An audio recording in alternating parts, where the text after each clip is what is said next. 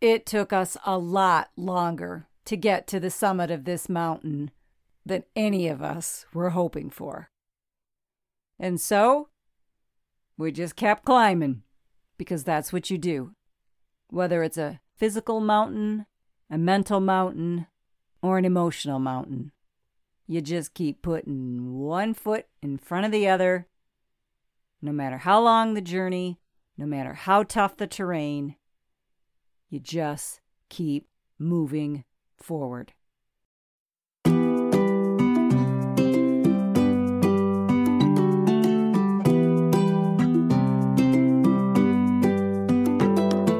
Welcome to The Onion Peel, a show where we get real, raw, and honest about life. It's a space where authenticity lives and hope resides. The Onion Peel is a place where we peel back the layers of our stories and discover the unexpected flavoring that each one brings. Hey guys, I'm your host and semi-crazy Christian, Angela McConnell. I'm a middle-aged mom of 5 with a dead husband, and I've been through some shit in my life. Now, I'm on a mission to bring hope to the world. So join me as we journey through this onion and find hope in the tears. You ready to peel this thing?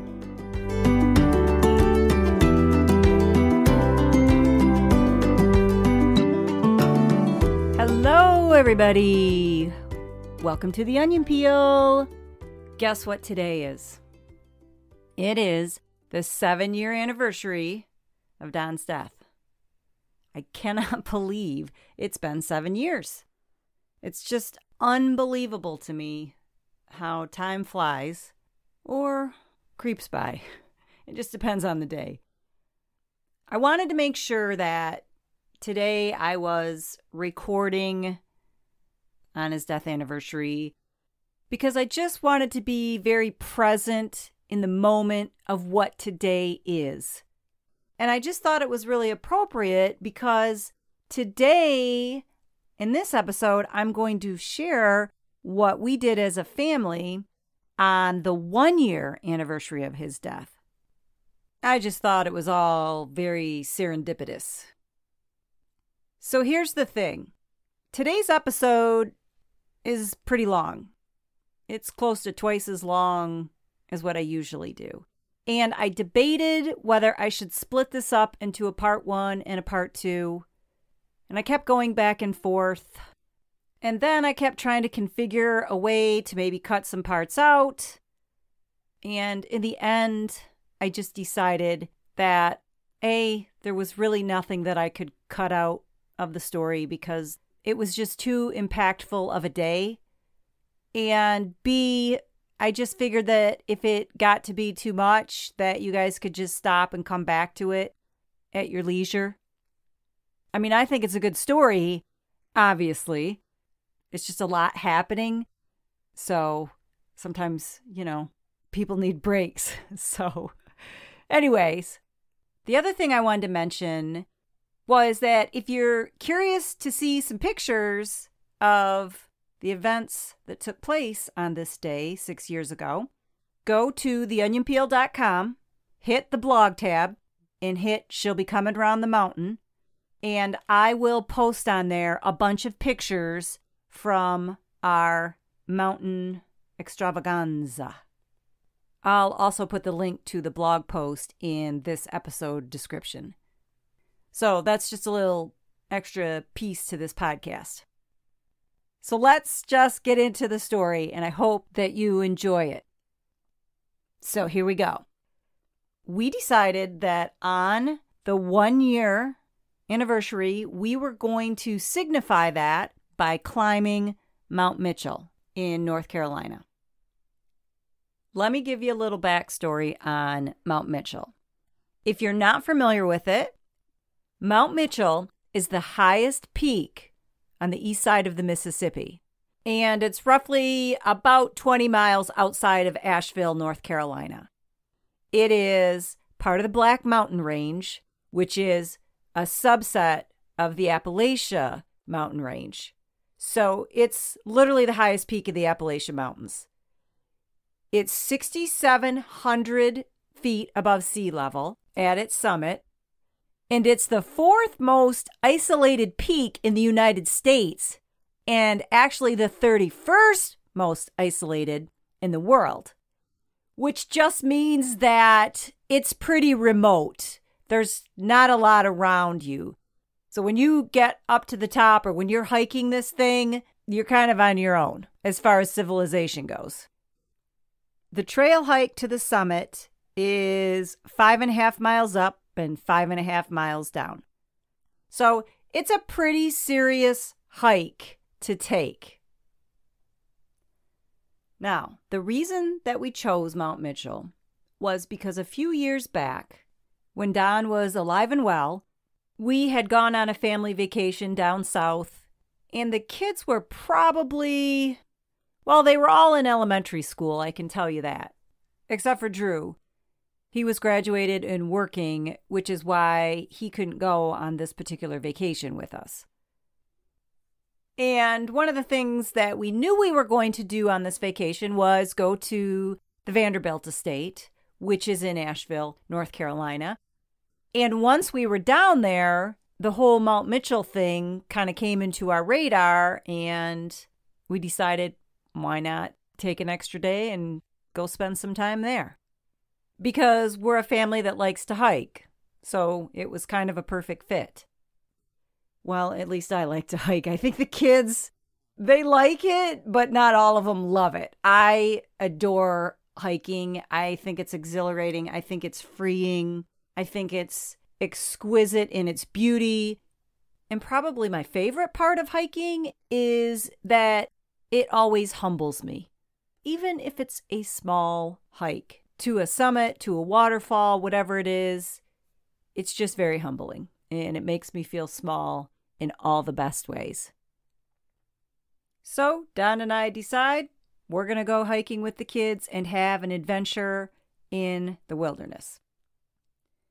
So we start out on this Mount Mitchell hike, and we probably hiked up maybe 2 to 3 hours. And we got to a place on the trail where there was a canopy of trees that had sort of grown into each other. And any of you that are familiar with hiking at all, you know that the terrain changes and there are different segments as you ascend a mountain where the vegetation changes, the climate changes. So we had gotten to this place where they were like a viney tree and they had formed this kind of tunnel, and it was really neat. And we were sort of hanging out there for a few minutes.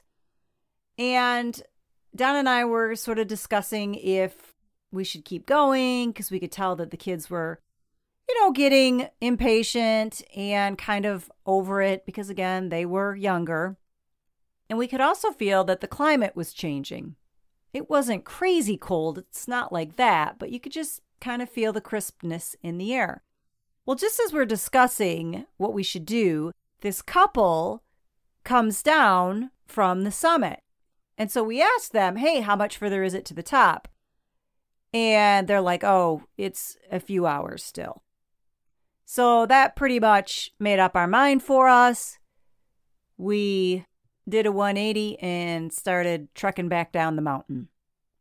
And all in all, we spent a good chunk of our day on Mount Mitchell, had some great times, great memories, and it was a really good day. But we never actually made it to the summit. Fast forward. Don dies. His 1-year anniversary comes up. The kids and I are deciding, what do we want to do? How do we want to mark this day? It's been 1 year. And anybody that's lost someone really understands what it means to get through the first year without your person there. You actually do feel this sense of accomplishment that you've made it through hell and somehow survived all the first holidays. Even though they sucked, you actually made it through.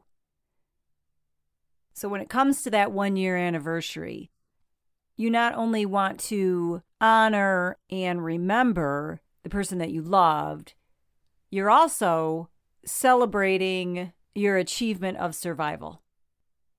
And there's something to be said about that. So, as the kids and I were talking, I brought up Mount Mitchell. And I said, what do you guys think about going back and climbing Mount Mitchell? We never made it to the top. And you know how much Dad always liked hiking. Don loved nature. In fact, I'd swear he was actually born in the woods. He loved being outside so much. And I said, this time, we'll make it to the summit. We'll take Dad with us. And when we get to the top, we'll spread some of his ashes. And he'll be at the highest point east of the Mississippi. That sounds like a pretty awesome tribute to Dad, doesn't it? And they pretty much all agreed. Because you see, deep down, we all knew that it just had to be something grand. Something noble. Something deserving of Don. A statement that said, your life is greater than your death. That your love will last a lifetime. And that no matter what, we, the McConnells, will not be defeated. So, we headed down south to tame the beast. I rented a cabin, we packed our gear, got in the car and went. Now, the morning of our journey, we got up early, we packed all of our gear and supplies. This wasn't our first hiking rodeo, and we were feeling confident, prepared, and ready to conquer this giant. So our adventure begins at the base of the mountain. Now, one of the first things that we usually do, and a lot of people do when they go hiking, is picking out your proverbial hiking stick. Because you got to have a buddy to help you along the way. So that was the focus for the first 45 minutes or so.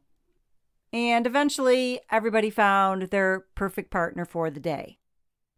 Honestly, for the first several hours on our climb, everything was pretty uneventful, pretty perfect. We enjoyed the scenery, it was beautiful out, saw lots of wildlife, sat and had a snack along a beautiful mountain stream, caught some phenomenal vistas, and really just felt amazing. We felt good about our mission to take Don to the top, and we were just enjoying being together as a family, away from the world, away from our real life sadness, away from having to worry about anything other than just getting Dad to the peak of this mountain. It was singular, and it was beautiful, and we could feel that. So we get a few hours in, and we get to the point where that canopy of trees were. The place that we had been a few years earlier with Don, and that was the point that we had turned around to head back down the mountain. And so we stopped, took pictures, and I was like, all right, guys, this is it. This is as far as we had gotten before with Dad. So as we head on, it's going to be all new. We're heading out into the great unknown. And that was exciting. It had a curiosity about it. What's out there past Dad? What are we going to find? And I think the anticipation of that hope made us feel like we were close to reaching the top, because we had made it this far. So surely the reward can't be too much further out there. Well, that is where the first miscalculation began to settle in. Because I had remembered what that couple had said to us those many years ago, that it was still several hours to reach the summit, But for some reason in my mind, I either didn't want to believe that, or refused to believe that, or couldn't comprehend that, because look where we've come from. It can't still be that hard to get there, can it? It can't be that long still. No way. But the bottom line is, I could be in denial all I wanted, but the truth is always the truth and must be faced eventually if we ever want to make it to the top. And I can assure you that our truth was eventually known, and that in reality, it took us a lot longer to get to the summit of this mountain than any of us were hoping for. And so, we just kept climbing, because that's what you do. Whether it's a physical mountain, a mental mountain, or an emotional mountain. You just keep putting one foot in front of the other, no matter how long the journey, no matter how tough the terrain. You just keep moving forward. And let me tell you, I felt like we were never going to get to the summit. The vegetation changed. It became like a very grassy, open field for a while. You almost thought you could see the top. You could look up and you really thought that, man, we're close. Oh boy. Again, wrong. And we easily hiked another hour and a half to 2 hours. It was crazy. But we finally get to the top. We made it. Woo! Hallelujah! Praise the Lord. We made it. And for those of you that don't want to hike the top, just so you know, FYI, you can get in the car and drive there. But, what's the challenge in that? So when you get to the top, there's a parking lot, there's a lookout area, there's a little store where you can buy a souvenir, some vending machines. I mean, it's still pretty basic, but it is a little congregating area. When you get up that high, when you're up 6,700 feet, you're in the clouds. So the visibility looking out for us that particular day, you couldn't even really tell how high you were because we were just standing in the clouds. Now, I think on a clear day where there's obviously no clouds in the sky, I'm sure the view is spectacular. But this day, it wasn't like that. But the view was still incredible because you had this feeling almost like, when you're in an airplane and you're flying through the clouds, that's what it felt like. You knew you were up in the heavens. You just could feel it. There was nothing higher than you. And it made you feel very small, obviously in a really cool, humbling way. And the fact that the clouds surrounded us that day seemed not only appropriate, but actually planned. Because not having the ability to have an endless vista meant that we were removed from our visual reality. And so our perspective was able to be more free. We weren't going to be grounded with what we saw with our eyes, and therefore were given the freedom to see what we felt with our hearts. And as we stood up there, it was so quiet, and all you could hear was the wind, and you could feel the power and the strength that it possessed. We could feel the greatness of presence in it. And we knew we were in the presence of God. And whether you're a believer or not, if you would have been with us in that moment, there would have been no doubt in your mind, in your heart, or in your soul. It was simply an undeniable experience. And it became this incredible moment of significance that we just knew had been ordained since the beginning of time, specifically set for us 6 McConnells on top of the mountain that day. We knew it was a divine appointment, and that we had arrived at our destiny at the exact moment we were supposed to. We felt that we had climbed closer to where Don was, that it was almost like we could knock on his front door and just say, hey. It was a very powerful segment of time as we were up there. It was cathartic. It was healing. It was profound. And it was comforting. And it was almost like we didn't want to leave. But we had a job to do. And it was time to do it. So we find the perfect spot. And I pull out the Tupperware because that's what we had. That's what I put them in. And I made sure to duct tape it very tightly so we didn't lose any of them along the way. And besides, if you knew my Don, Tupperware would have been his mode of transportation. I can hear him now. Honey, just throw me in some Tupperware. I'll be fine. It'll be better to keep me nice and fresh that way.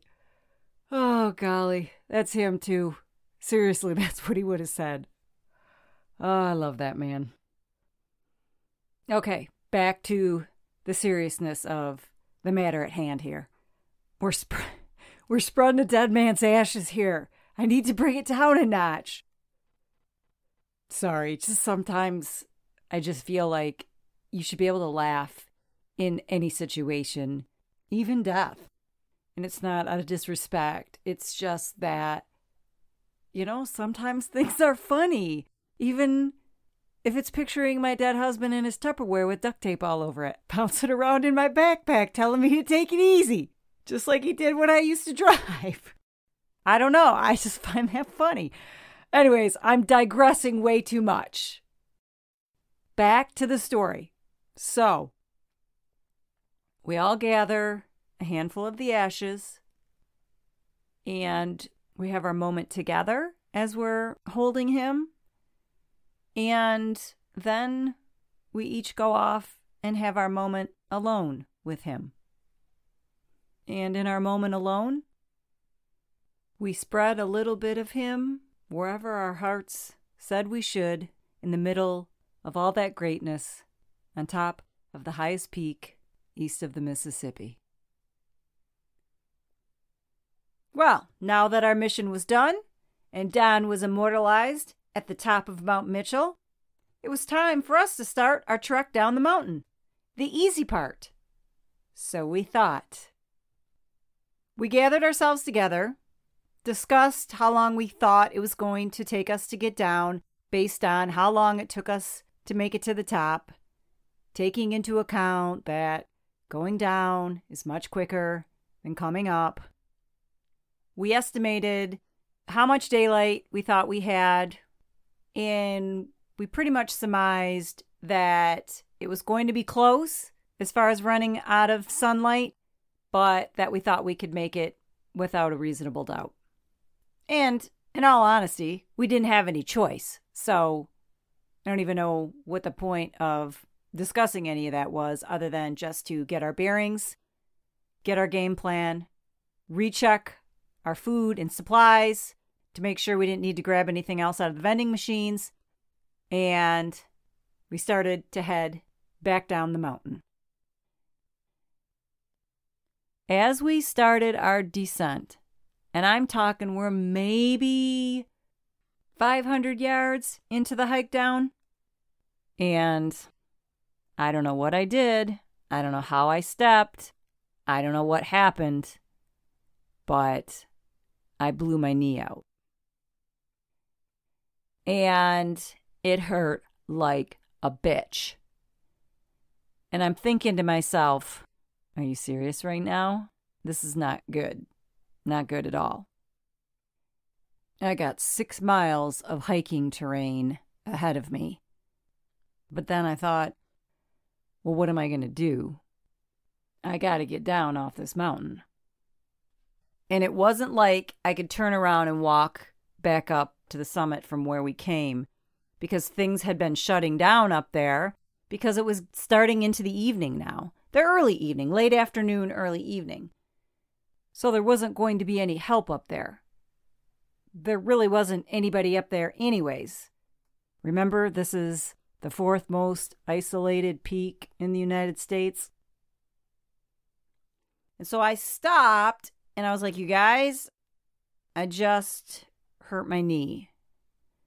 Let me just take a moment here and try and assess the damage. So I looked at my knee. It wasn't too swollen yet. It hurt, but I thought, well, I'm going to take some Tylenol, Motrin, whatever I had that I had packed in our backpacks, which I did. I wrapped it up tight with an ace bandage that we had, and we headed back on our way down the mountain.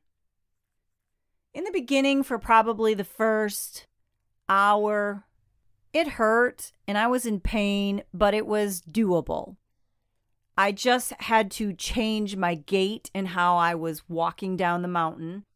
I had to be very careful and very gingerly about it. And at least I was walking down, not up, where that would have been a lot more pressure on my knee.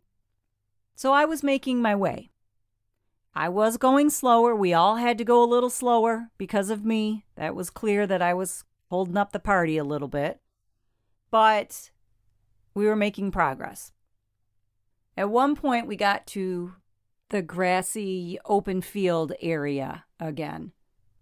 And the pain in my knee started to get worse.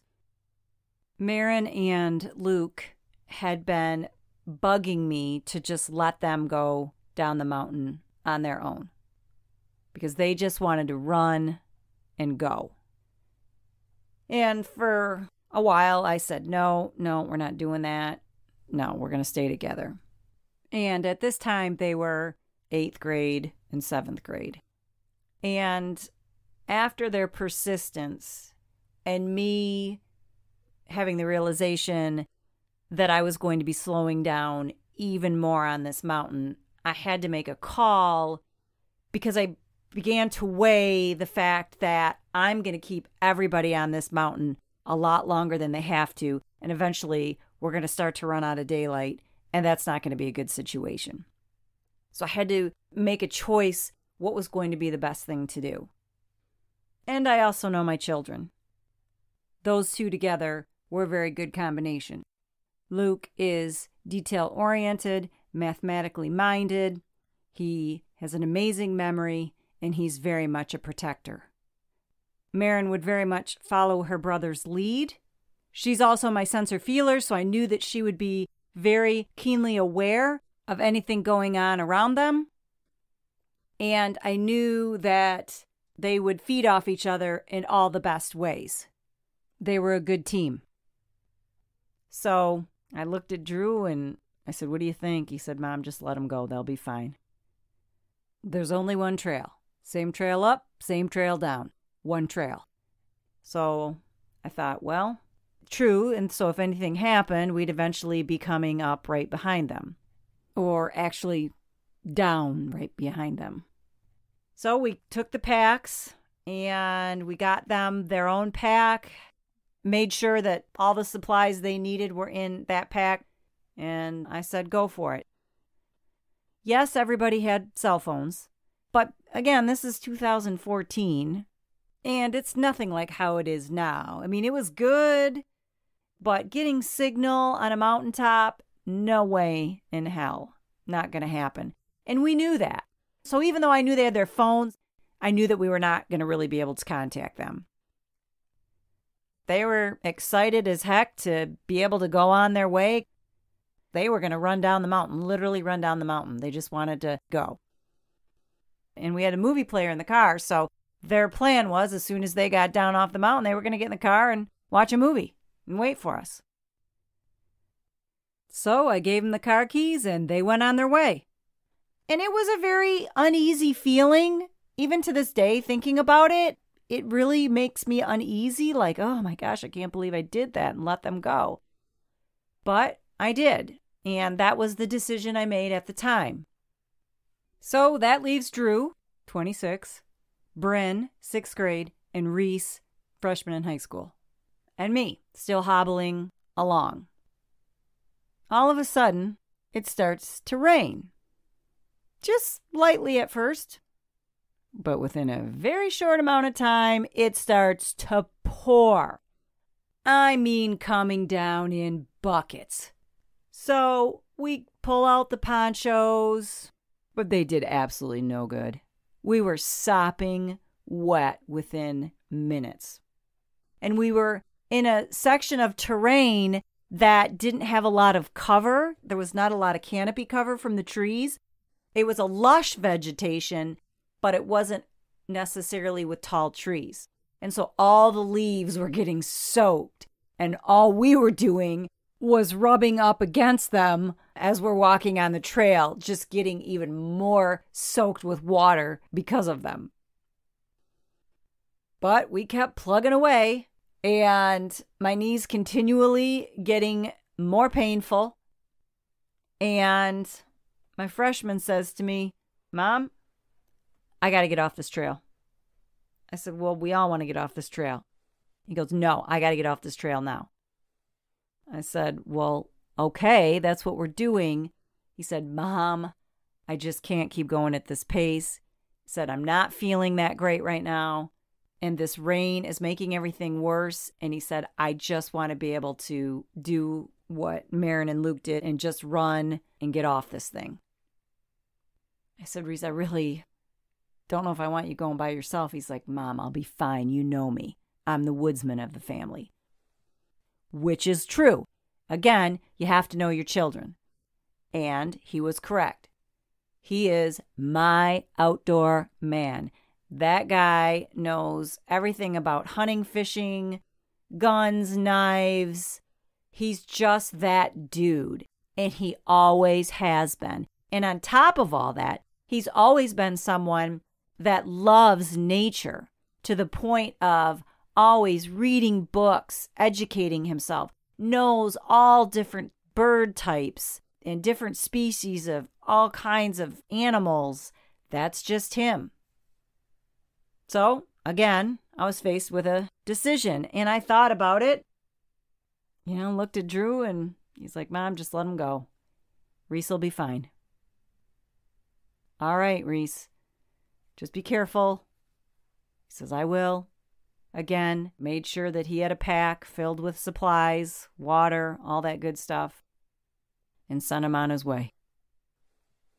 So there I was with Drew and Bryn, my oldest and youngest. It was it was just interesting. Because you know how it is as parents, we are like, what did I just do? We always second guess ourselves. Or I would say many times we second guess ourselves. But inside my gut, I knew that I had made the right choice with letting Luke and Marin go. They're a good combo together. And I knew letting Reese go, he was just such a young man of nature and knowledge of the woods that I knew he'd be okay. So the three of us keep making our trek down. It's still raining, pouring. We've been hiking now probably 2-3 hours down the mountain. And it's very quickly getting dark. My youngest doesn't like heights, but God bless her, she's such a trooper as we're hiking a mountain. She's really good at pushing past her fears. But I could tell she was getting nervous because it was getting dark. And she's miserable, and I could just see mentally she needed to get off this mountain. And me keeping her and Drew at such a slow pace because I was continuing to slow down in my gait was not what was best for her. And once again, I say, you have to know your children. And I knew that the only other person Bryn felt safe with besides me was Drew. And that Drew was the only other person that she would go ahead and leave me to get off the mountain with. And I knew Drew knew that, which is why he was the perfect one for the job. So I just looked at Drew and I said, just get her off the mountain, Drew. Just take her and get her off this mountain. Just go. I'll be fine by myself. And he's like, Mom, are you sure? I don't want to leave you. And I said, Drew, I just need to know that everybody is going to be safe. I said, who cares if I don't get off this sucker till tomorrow? I want to know that you guys are going to get off of this mountain in one piece, physically, emotionally, and mentally intact.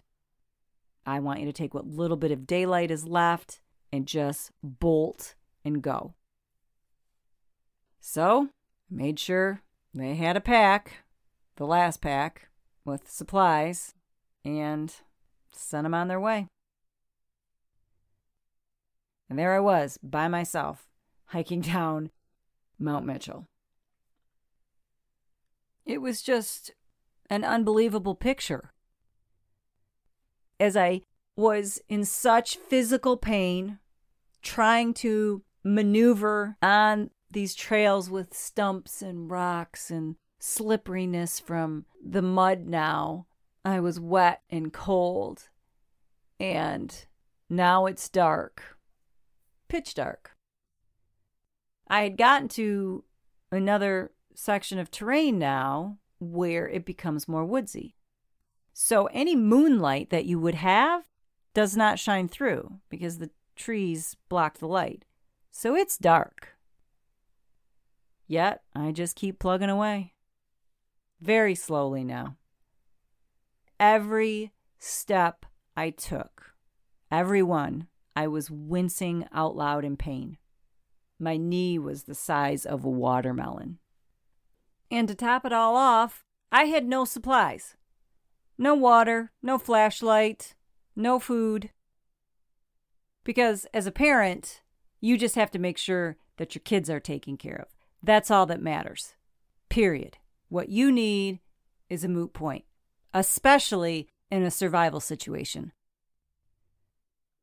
I don't know that I can accurately describe how truly scared I was. And after plugging away like this for quite some time, I started to become very disoriented.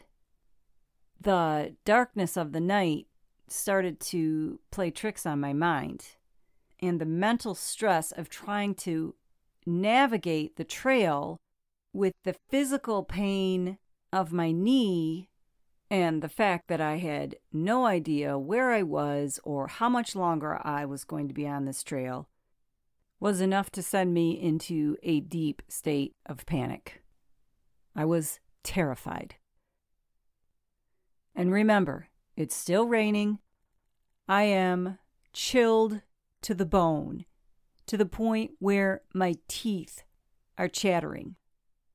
I have been sopping wet for hours upon hours. I can't feel my toes because of the weird way that I've had to walk down this mountain. And so every time I take a step, I can barely feel the ground underneath my feet. And by this point, my knee, it's just gone. It's giving out on me every other step. It's literally not supporting me anymore. And I was to the point that I just couldn't go on because I couldn't walk. And the worst part was, I was in constant worry for my children. I was terrified that something had happened to them and that they didn't make it off the mountain. It was just one of the worst times of my life. I literally felt like I was losing my mind. That the disorientation and the confusion was beginning to shut the system down, and that I was going to lose the ability to think, and the ability to physically move.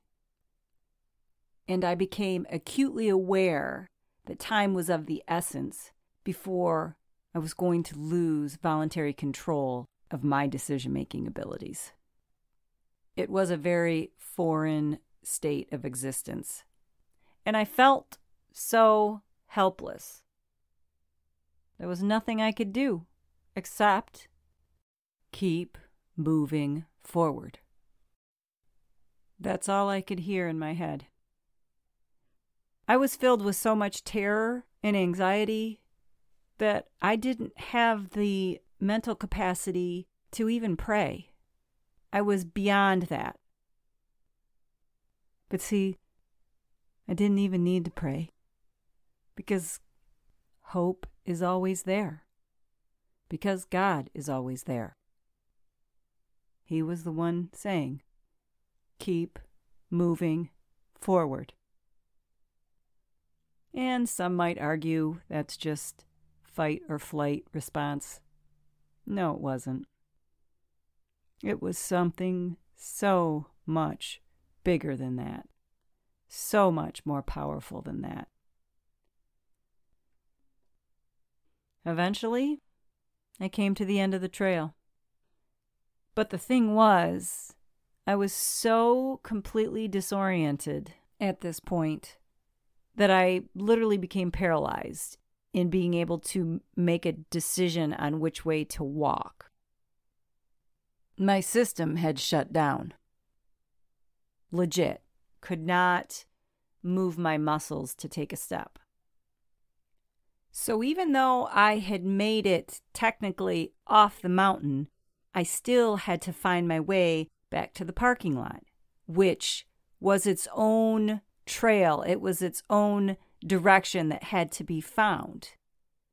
And I couldn't do it because I was frozen. So I didn't have any sense of relief. The parking lot was still a ways away.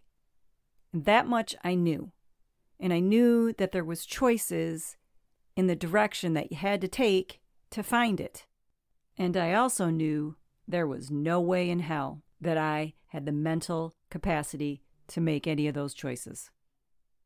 And as I stood there, completely paralyzed, all of a sudden, I look ahead and I see one firefly light up. One, just one. And remember, it's still raining. Fireflies don't light up in the rain. And I just knew it was a sign. Keep moving forward. So I walked in the direction that firefly lit up. And eventually I came to another crossroads, and I had to decide once again which way to go. And I hadn't a clue. And once again, I was frozen. And all of a sudden, I saw a second firefly light up.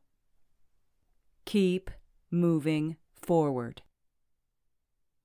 So I took a step and started walking towards where the firefly had lit up. And then, once again, I come to an intersection where I have to choose which way to go. And I stopped, and I just said, I'm done. I'm defeated. I cannot take another step. And then I hear, keep moving forward. And there was a sternness in it this time, different than the times before. It wasn't mean, but it was definitely authoritative. So I take a breath, and I look up, and I see this light, and it was way off in the distance, and it was flashing on and off, on and off. And I knew it wasn't a firefly, it was something else. And then I realized it was coming closer, and I just knew it was Drew. And I just yelled out, Drew, is that you? He said, yeah, Mom. I'm coming. And I said, are the kids safe? He said, yep, they're all safe watching a movie. And I literally just fell to my knees. I was so relieved. Even now, you can tell 6 years later, holy moly. I can't hardly talk about it. I was just so relieved. Everybody was safe. We made it. So, Drew came and got me and walked me back to where the car was. It was still a little bit of a jaunt. And I just walked up to the car, and it was kind of funny because the kids were all sitting in there watching Transformers. Like nothing had happened. They were totally chilling. They were all good, eating the rest of the snacks that had been in the car, all snuggled in with their blankets. They were just as happy as pigs in shit. Oh, gosh, it warmed my heart. I was like, how's everybody doing? They're like, we're great. How are you? How's your knee? And I'm like, yeah, it sucks. Thanks.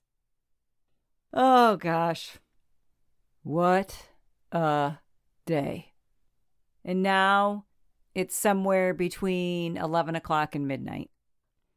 And as we're driving back to the cabin, I get the update on everybody's journey. Luke and Marin had been down off the mountain for about 3 hours. Reese made it down about an hour after them, and Drew and Bryn about an hour to an hour and a half after Reese. And then once Drew made sure everybody was settled in and doing well, he headed back out to find me. Everyone made it down before it got pitch dark, and nobody had any real issues. So we get back to the cabin. Everybody's sopping wet, blisters everywhere. So everyone goes, gets their showers, gets cleaned up, and then it's my turn to do the same.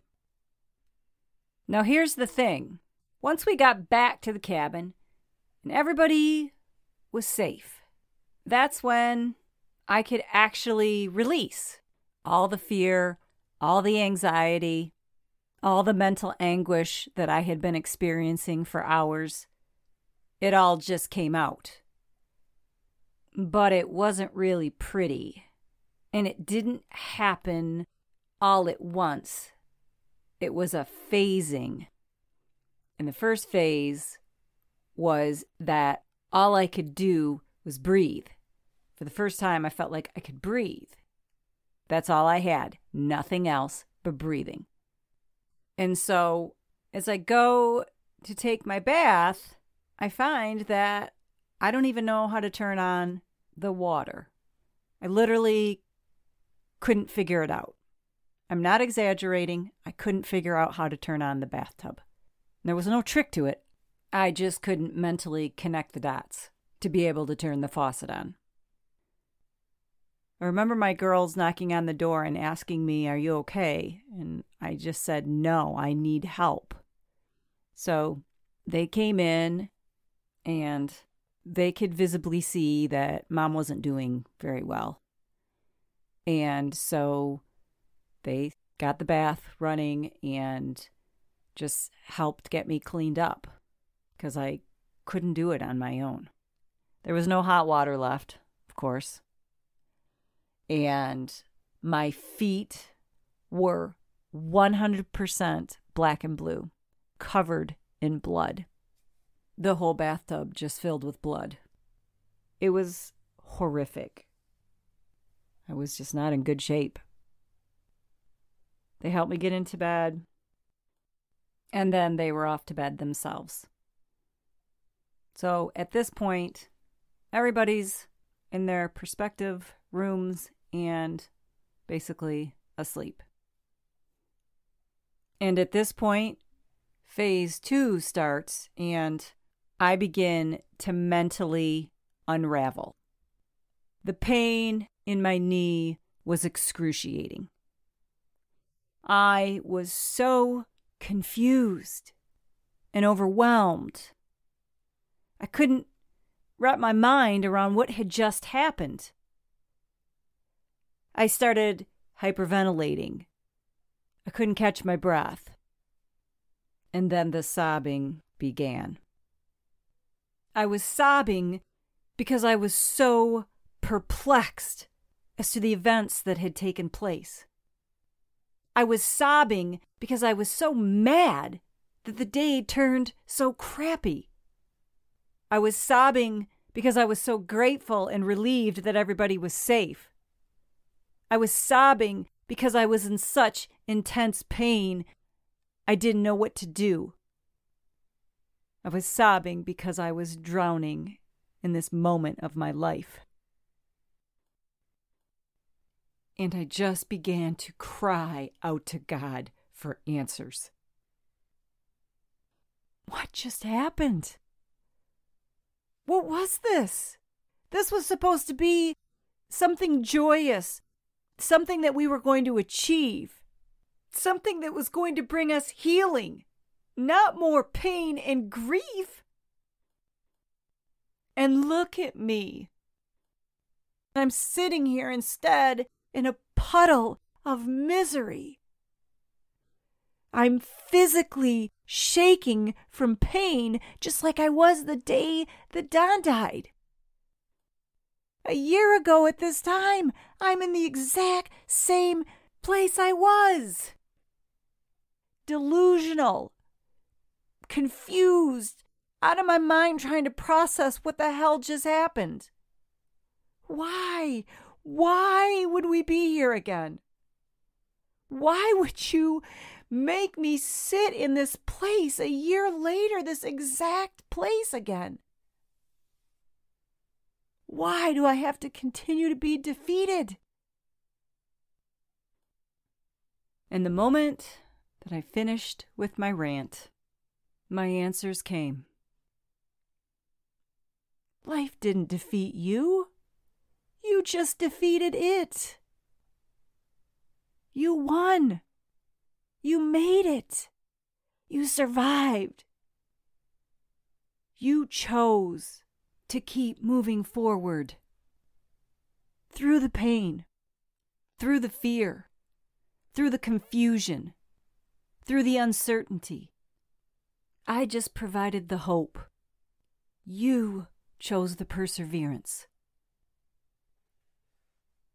And I thought, yeah, okay, but it's not like I had a choice. That's where you're wrong. You did have a choice. You chose not to give up. You chose to walk in the hope. You chose to trust in your children's abilities. You chose to allow your family to grieve, process, and heal their way at their pace. You chose to believe that you could overcome, regardless of how bad things looked. And I sat there and I thought about that. And I thought about what the day had been. That the day started off with a feeling of anticipation, of excitement, almost feeling like we had already achieved the summit because we had made it through the first year of somehow living without Don. And when we had finally reached that summit, we had triumphed. There was no question. We made it. So our surmise would be that it's smooth sailing from here on out. The hard part's over. We're going to be heading down the mountain. That's the easy part, right?